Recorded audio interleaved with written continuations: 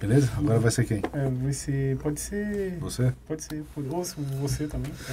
Não, vai, não sei. Poderoso Chefão. Você ou qualquer. O seu o Edgar, o seu é a lista de Schindler e o do Isaac é o The Godfather, o Poderoso Chefão.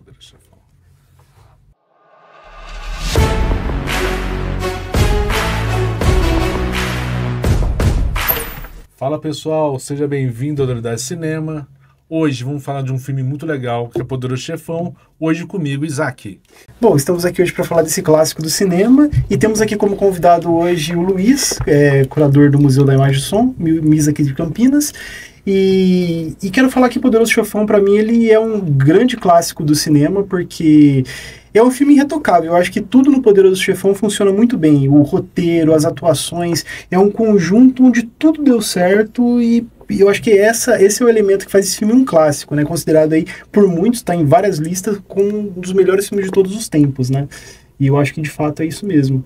E eu acho que é um dos maiores arcos da história do cinema, né? Do Michael Corleone, né? Do personagem interpretado pelo Al Pacino. E eu acho que é isso. Vocês já assistiram o filme? Sim, já vi.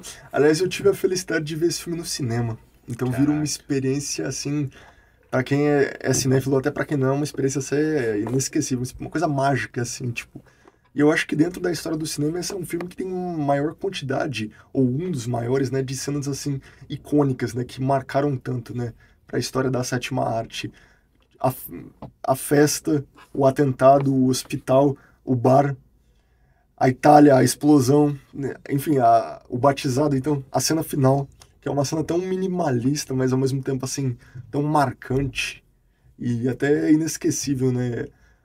Eu acho que, de uma certa maneira, o grande filme é aquele que, por N motivos, por N razões, marca, assim. E a gente lembra dele, até comenta com um amigo, coisa e tal, e esse é um filme marcante ao extremo e no melhor sentido da palavra. E é curioso falar desse filme porque o Coppola, ele aceitou essa proposta de fazer o Poderoso Chefão se o estúdio patrocinasse um filme que ele queria muito adaptar, que seria Apocalipse Now, né? Que seria a adaptação de um livro. E aí ele topou em fazer o Poderoso Chefão, mas com foco nesse outro filme. A prioridade do Coppola nem era fazer o Poderoso Chefão, né? E por conta dessa proposta ele acabou fazendo o filme e o filme se tornou assim superior até do que o Apocalipse Now, né? Nisso eu acho que tem uma história um pouco do Casablanca, né? Ninguém esperava que o filme fosse fazer tanto barulho assim.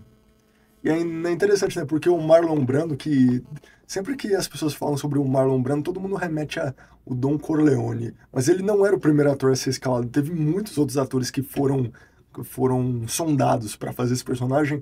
Um deles era o Orson Welles. Olha só. Sim.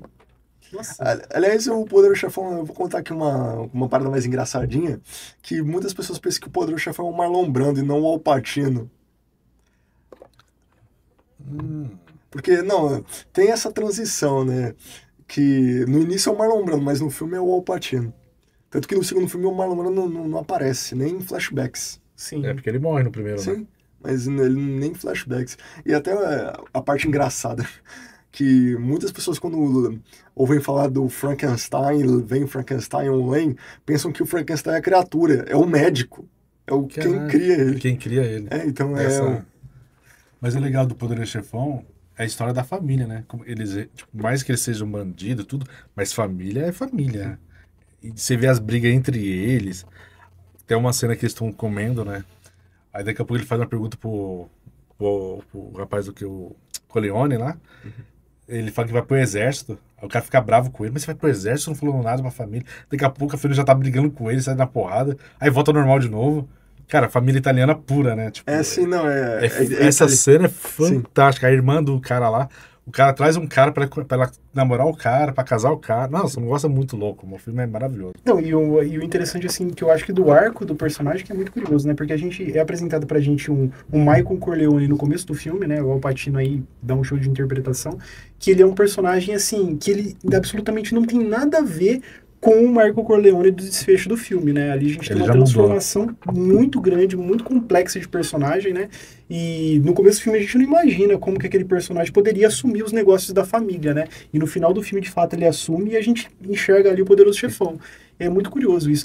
E só um paralelo que eu assisti um filme muito recente, que eu acho que Eu não vou dizer que é até difícil fazer esse tipo de comparação, né? Comparar o Poderoso Chefão com qualquer outro filme é difícil, é complexo. Mas o filme Duna, parte 2, eu acho que o personagem lá do Timothée Chalamet, ele tem um pouco disso, sabe? O arco de personagem dele é muito interessante porque é um personagem que você olha pra ele e você diz, poxa, ele não teria, como que eu posso dizer, capacidade de assumir a liderança, né? De toda uma nação, né? E você vê a transformação dele no decorrer do filme e você fala, caramba, isso daí é um trabalho de atuação espetacular.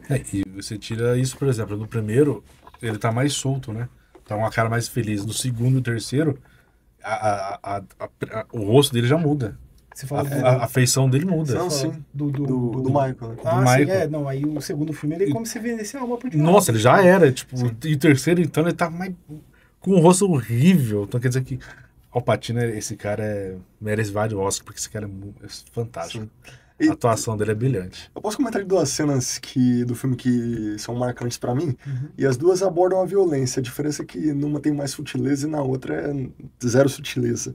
Na primeira cena aqui, no primeiro ato, eu acho que um cara é assassinado, acho que ele é estrangulado, se não me engano.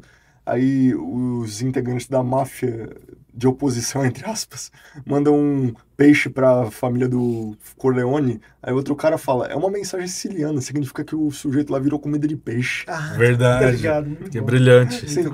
E a outra cena é que quando o Sonny, né, o Santino, né, Sonny Corleone, que vai visitar a irmã que tá sendo vítima de maus tratos e tal, violência doméstica, e sofre uma emboscada e é metralhado, e a violência para um filme de 72 é até corajoso, né, mostrar essa violência gráfica, assim.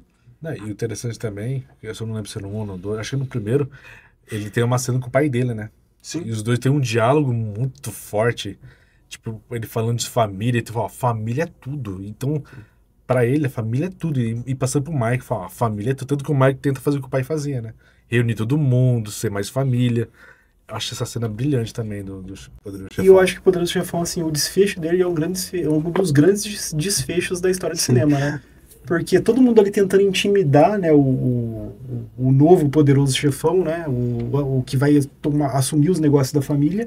E aí a gente tem a cena final, que não vou dar spoiler, mas é espetacular, né? Não. E tem uma cena também que é a traição do irmão, né? Que aí que aí no segundo. Cara, que é fantástico também. Ele dá um beijo, né? Um beijo na boca. Exatamente. Parecido com... E ele carrega esse peso no parte 3, né? Sim. Na verdade, metade dos irmãos dele morre, né?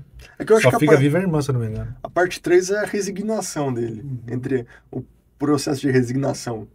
E tem eu tava conversando sobre a parte 3 com um amigo meu, faz algum tempo atrás, e ele falou que se tivesse uma parte 4, o Andy Garcia, que é o do filme 3, seria perfeito pra fazer ele, que é o sucessor do Michael. Não somente ele, como o Robert Jr. também. Mas eu acho que, sendo sincero, não precisa de um quarto filme. Na minha opinião, é que... Aliás, vocês viram que parece que o Coppola mudou o final do terceiro, recentemente. Teve um lance meio de final cult. Nem sei porque eu não pesquisei a fundo, não me aprofundei nisso.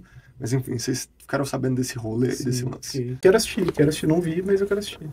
Ele mudou o final? Mudou. Ele mudou, não o final só, mas ele fez algumas alterações no filme, né? No desenrolar do filme, mas... Poxa, foi demais. Sim, aliás, no terceiro filme a gente tem aquela interpretação magistral da Sofia Coppola, que ela é uma excelente atriz. Não, ela é brilhante. Não, é brilhante. Não, eu tô sendo sarcástico. Não, mas ela é brilhante. Sim, sim. Não, como diretora, mas como atriz primeiro ela comentou, ops. Mas eu acho que... Não é tão ruim, mas... A esposa do Mike também é boa. Diane Keaton, né? Ela é fantástica também no filme. Galera, chega mais um fim desse papo sobre o Poderoso Chefão. E até a próxima, galera.